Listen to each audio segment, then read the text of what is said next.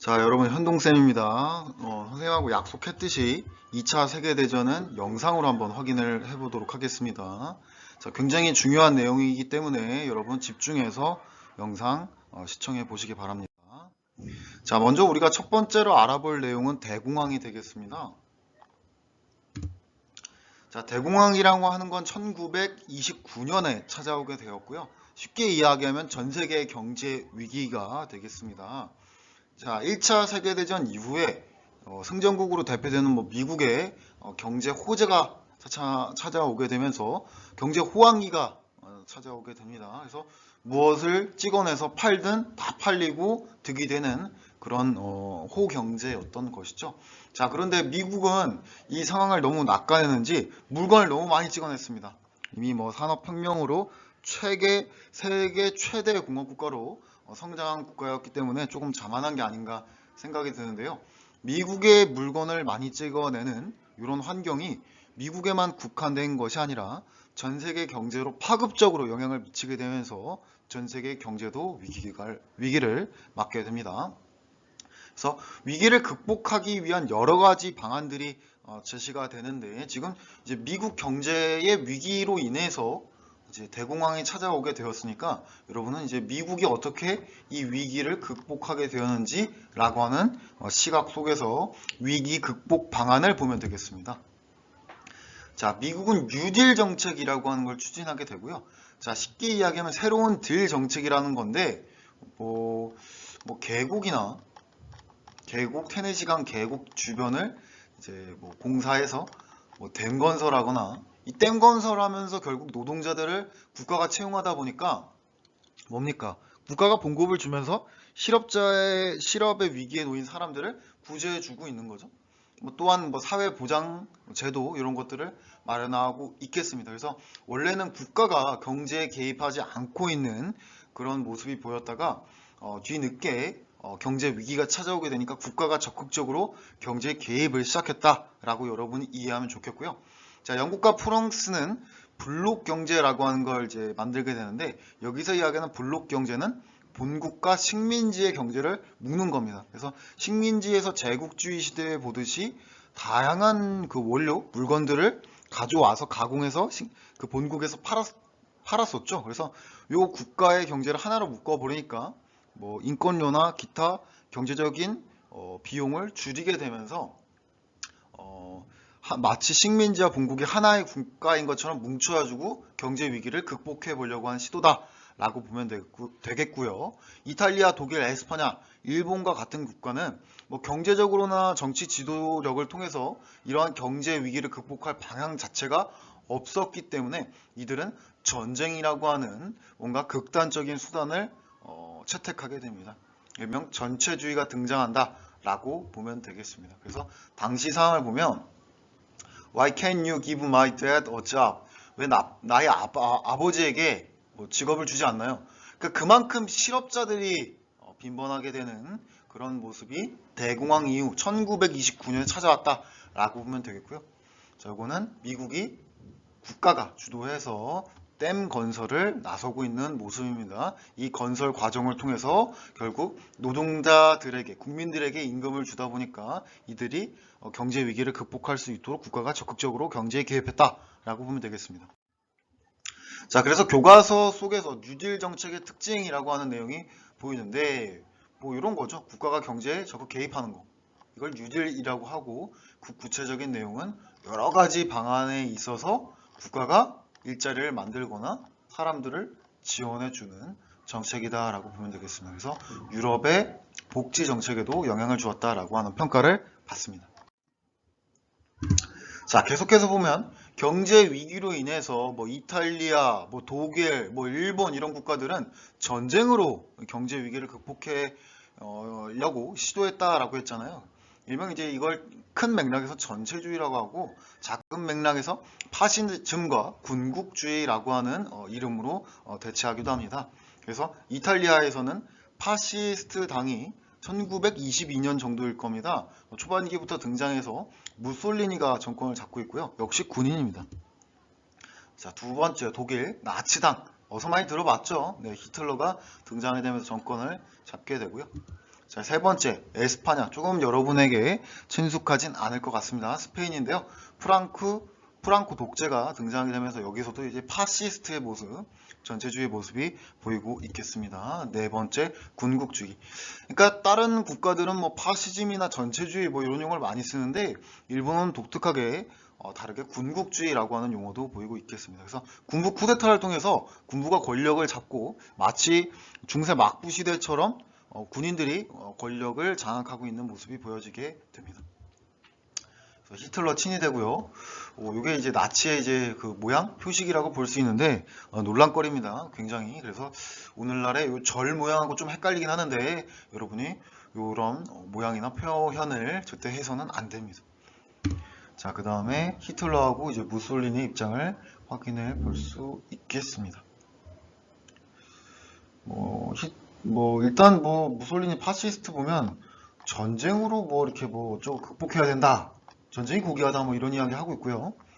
히틀러도 유사한 이야기를 하는데 히틀러는 이제 게르만족 아리아인의 우수성을 주장했다라고 하죠. 그래서 순수한 인종을 갖고 있는 것은 아리아인 게르만족이다. 우리 독일인이다. 이런 평가를 했기 때문에 특히 이제 유대인에 대해서 극악적으로 공격을 하거나 학살을 하게 되는 모습들을 우리가 이후에 관찰해 볼 수 있겠습니다.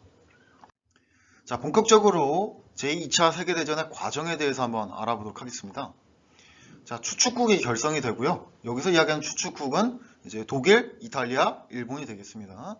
자, 전쟁 준비를 하는 겁니다. 슬슬 독일이 국제연맹을 탈퇴하죠. 사실 국제연맹은 엄청 강제적인 효력을 갖고 있지 못했기 때문에 문제점이 많았고요. 출범 자체가.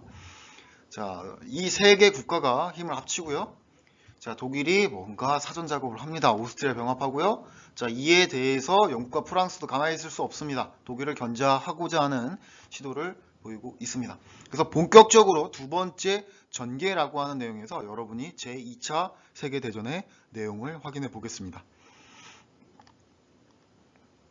자, 선생님이 이렇게 한번 정리를 해보려고 합니다. 워낙 복잡한 과정들이 많기 때문에 선생님이 이걸 한번 정리해 봤는데 가장 내용의 그 정리 토대, 기초는 교과서를 참고했습니다. 그래서 쭉 나열을 해볼 테니까 여러분 일단 전반적인 흐름 보고요. 선생님이 강조하는 내용들을 더 잘 기억하면 여러분 공부할 때 분명 도움이 되리라 생각됩니다. 자, 독일과 소련이 불가침 조약을 맺었습니다. 자, 그래서 독일의 경우에는 동쪽 전선을 미리 막아놓고 서쪽 지역으로 진출하고 있다라고 봐도 과언이 아니겠고요. 먼저 가장 만만한 폴란드로 진출합니다. 자, 이에 대해서 영국과 프랑스가 독일에 대해서 전쟁을 선포하고요. 자, 그걸 무시하고 독일은 벨기에, 네덜란드, 나아가 프랑스의 파리까지 돌파시켜 버립니다. 프랑스의 파리가 수도가 함락되었다라고 하는 건 굉장한 것이죠. 자, 프랑스는 도망가서 임시정부를 만듭니다. 마치 우리나라가 1919년 3.1운동 이후 임시정부 만든 것과 유사합니다. 영국의 임시정부 만들어서 끝까지 싸우고 있었고요. 이 공로의 대가로 드골이 나중에 대통령이 되기도 합니다. 자, 독일이 소련을 침공합니다. 이건 뭐죠? 이게 처음에는 불가침 조약을 맺었는데 이제 필요 없어지니까 동쪽 전선이 됐든 자기 필요에 의해서 치고 나가는 겁니다. 독일은 욕심쟁이죠. 자, 이에 따라서 추축국 중에 하나, 연맹국 중에 하나였던 일본은 동남아 전선을 구축해서 태평양 전쟁 일으키고 있고요. 자, 그 태평양 전쟁의 이제 주요 내용이 되는 것이 미국이 일본의 경제를 봉쇄해버리니까 이거 극복하기 위해서 화풀이를 해버렸습니다. 미국 진주만 그 함대를 자살 특공대 등을 이용해서 박살내버리죠. 그래서 미국이 2차 세계대전에 본격적으로 참전하는 계기가 되었고요. 자, 소련도 뒤늦게 참전을 합니다. 자, 소련은 원래 이제 독일 편이었다라고 볼 수 있겠는데 뒤통수를 맞았기 때문에 이제 다른 팀으로 이탈해서 전쟁에 참여한 거죠. 연합국에 붙은 거죠. 그래서 미국이 미드웨이 해전, 스탈린그라드 전투, 독일과 이제 소련이 싸웠는데 결국 이제 미국이나 소련이 큰 전투에서 승리를 하게 되면서 전쟁의 양상이 급속도로 바뀌게 됩니다.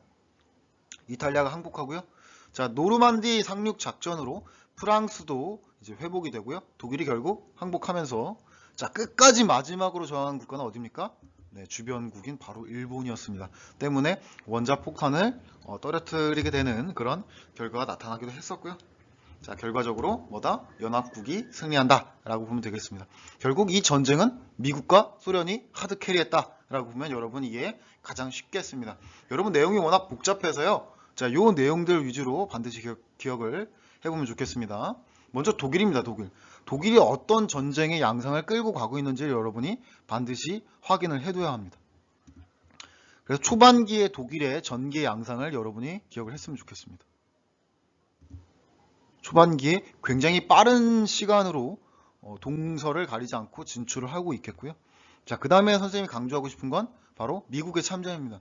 요게 이제 1차 세계대전, 2차 세계대전이 되었든 미국의 참전으로 전쟁의 양상이 180도 바뀌어버린다. 똑같은 이야기 했죠? 굉장히 중요합니다. 자, 그 다음에 요 기세가 꺾이게 되는 그 뭐랄까요? 계기랄까요? 노르망디 상륙작전, 뭐 일명 D-Day라고 표현하기도 하고, 유교전쟁과 관련해서는 인천 상륙작전이 이제 노르망디 상륙작전하고 뭐 유사하다, 뭐 이런 평가를 받기도 합니다. 그래서 여러분은 독일의 초창기 전개 양상, 그리고 미국이 참전하면서 2차 세계대전의 양상이 어떻게 바뀌었는지를 보면서 이 2차 세계대전을 확인해 두면 좋겠습니다. 그래서 독일과 소련이 불가침 조약을 맺었을 때요, 그걸 이제 비판, 풍자해서 뭐 이렇게 그려보기도 했었고요. 자, 독일의 군대가 파리를 점령하기도 하는 요 상황이겠죠? 그 모습들을 잘 교과서에서 보여주고 있겠습니다. 자, 바로 넘어갑니다. 자, 이것도 교과서에 있는 2차 세계대전의 전개가 되겠습니다. 그러니까 독일은 이쪽으로 뻗어나갔다가 또 소련까지는 나가지 않는다고 하고 이쪽으로 갔다가 또 소련을 다 쳐버리는, 그러니까 동서를 가리지 않고 팽창하게 되는, 이게 어떻게 보면 여러분은 당연하다 뭐 이렇게 지식으로 배울 줄 모르겠는데, 중간에 껴있는 국가가 동쪽 서쪽으로 막 뻗어나간다라고 하는 건 어떻게 보면 무모하기도 하고 굉장한 자신감의 표현이 아닐까라고 하는 생각도 듭니다. 이거 쉽지 않은 결정이겠죠. 자, 그리고 요 1차 세계대전 자체는 어떻게 보면 유럽 내에서 싸우고 있는 거잖아요. 지금 뭐 2차 세계대전 이야기하고 있는데, 2차 세계대전은 일본으로 대표되는 국가가 이제 아시아권에서도 팽창하게 되면서 진짜 전 세계의 전투가 나타났다라고 여러분이 이해해도 좋을 것 같습니다. 그러니까 유럽에서는 독일과 이탈리아가 팽창하고 있는 거고, 아시아권에서는 일본이 팽창하게 되는 모습을 여러분이 기억을 해보시기 바랍니다. 자, 그 다음에 진주만 공습, 뭐 카미가제 여러분 이야기했을 거고요. 노르망디 상륙작전 굉장히 중요한 날이기 때문에 뭐 D-Day, 여러분 왜 수능이나 뭐 임용고시나 기타 뭐 고시 중요한 시험 볼 때 D-Day 이런 용어 많이 쓰잖아요. 군사 용어에서 유래되었고, 이 D-Day 자체가 노르망디 상륙작전의 날짜를 뜻하고 있는 그런 날짜였다라고 하는 이야기합니다. 지상 최대의 작전이었다라고 평가를 하기도 합니다. 자, 이렇게 해서 2차 세계대전은 끝이 난 거고요. 연합국의 승리로 끝난 거고요. 그 이후에 전 세계가 평화를 위해서 어떤 노력들을 하고 있었는가 라고 하는 거 교과서 조금 뛰어넘어와서 210쪽부터 확인해 보겠습니다. 자, 대서양원장이라고 하는 게 미국과 영국에 의해서 발표가 되고요. 자, 전 세계가 평화를 위해서 노력했으면 좋겠다, 이런 이야기를 담고 있습니다. 뭐 엄청 중요한 건 아니고요. 자, 두 번째로 국제연합이 설립됩니다. 국제연맹이 전신이다 라고 볼 수 있겠죠. 자, 전쟁이 이미 일어났기 때문에 국제연맹과 차이점이 반드시 있어야 할 겁니다. 총 51개 이상의 국가가 참여했고요. 그러니까 미국과 소련도 참여한 거죠.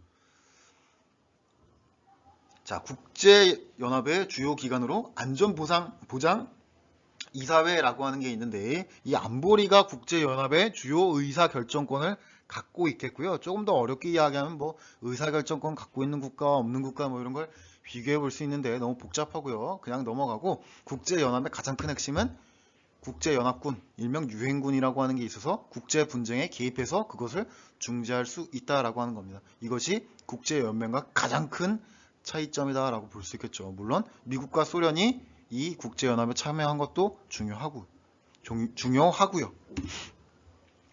자, 세 번째, 뉘른베르크 국제 군사재판. 이건 일본 동경에서 열렸습니다. 도쿄에서 전범자를 처벌하고자 재판이 열렸습니다.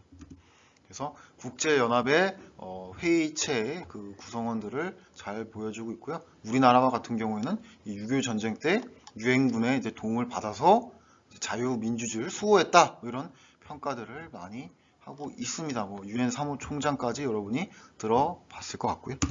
자, 이건 뉘른베르크 전범 재판이라고 볼 수 있습니다. 그래서 사형을 실제적으로 선고했었는데, 다만 이 국제재판의 문제점을 하나 이야기해 본다면, 패전국 중에 하나인 일본의 그 일왕 있죠, 천황을 사용하진 않고 살려두게 되는 모습이 나타나기도 했다라고 하는 겁니다. 그래서 미국의 입장에서 일본을 좀 보호해 준 거죠. 그래서 뭐 나중에 더 이야기를 할 시간이 있으면 해 보겠습니다만, 아무튼 전범 재판이 열리기도 했다라고 하는 거. 그래서 여러분이 지금 2차 세계대전의 개요에 대해서 짧게 한번 확인을 해보았고요. 실제적으로 여러분이 교과서하고 뭐 선생님이 정리한 내용들 확인해 본 건데, 학습지에서는 이렇게 한번 정리를 해볼 수가 있겠습니다. 그래서 똑같은 내용이 반복되고 있겠습니다. 그래서 여기서도 마찬가지로 독일의 팽창이라고 하는 부분은 강조하고 있고요. 뭐 주요 사건들을 좀 선생님이 진하게 표현을 해보았습니다.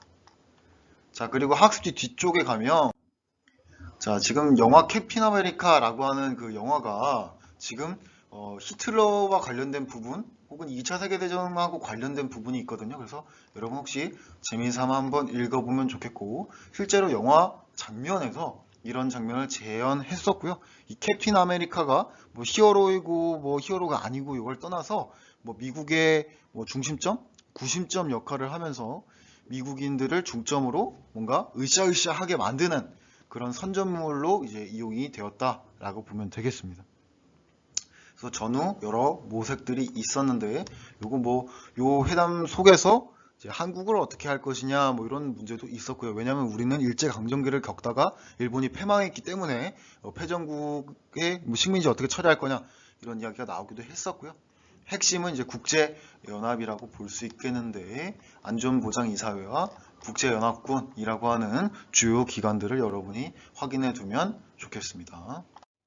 자, 이렇게 해서 짧게 2차 세계대전에 대해서 알아보았고요. 자, 아직 여러분이 2차 세계대전 영상을 들어서도 이해가 되지 않거나 어려운 부분이 충분히 있을 거라고 생각이 듭니다. 자, 어차피 선생님 영상으로 찍은 거는 여러분이 반복해서 영상을 다시 시청할 수 있는 용도로 활용할 수 있는 것이잖아요. 그래서 반복해서 두 번, 세 번 여러분이 2차 세계대전 한번 들어보면 충분히 이해가 되는 부분들이 더 많이 생길 것이라고 생각이 듭니다. 자, 오늘 영상 여기서 마치도록 하고요. 여러분 학교에서 조금 더 건강한 모습으로 또 인사하고 수업해 보도록 하겠습니다. 자, 여러분 안녕.